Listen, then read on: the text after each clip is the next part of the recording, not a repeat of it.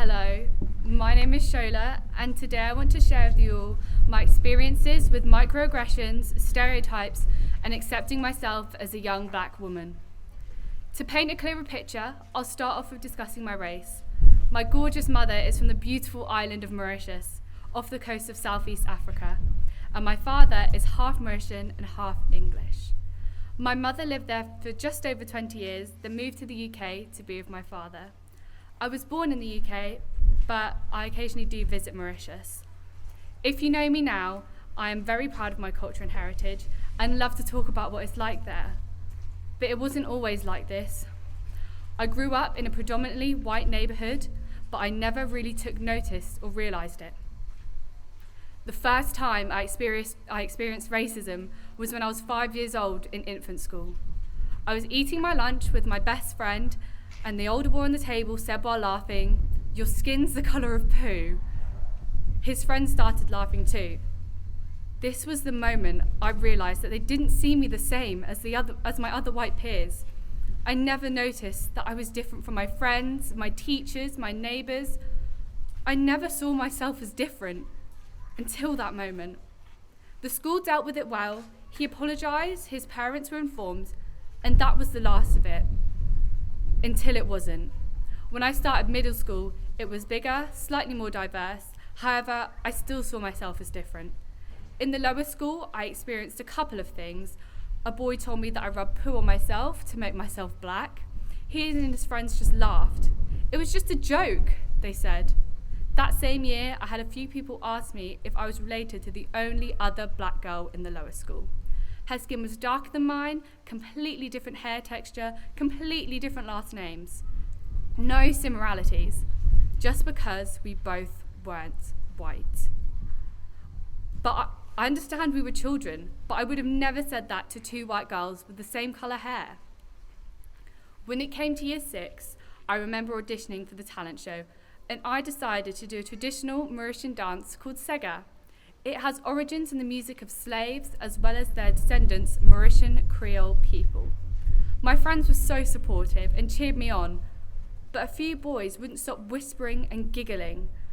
It's one thing to have the courage to perform in the front of your whole year, but it's another to demonstrate a tradition from your culture, and then it be ridiculed. It was upsetting and painful. The same year was the first time I ever heard the N-word. Some boys on the table behind me were laughing at an atlas at the country Niger. I was clueless about what they found so funny. I asked one and they said, while laughing, "It sounds like the N-word." I asked him what that was, and he told me it was a mean word for black people. That was all I knew. That was all I'd ever heard. Then high school came around. I was exposed to all sorts of new things. There are a few more people from different backgrounds, but none in most of my classes. I constantly felt like I was the only one in the room. I'd get told I'm an Oreo, that I sound white, where are you really from, and that I'd speak good English. Someone asked me if I was Muslim and if I wear a thingy on my head. I guess she assumed all Muslims were people of colour. In history, when we talk about slavery, people would turn around. The same with Of Mice and Men. When I wore my hair in box braids for the first time, the popular white boys shouted, "Rasta man," down from the window because I thought I was wearing dreads.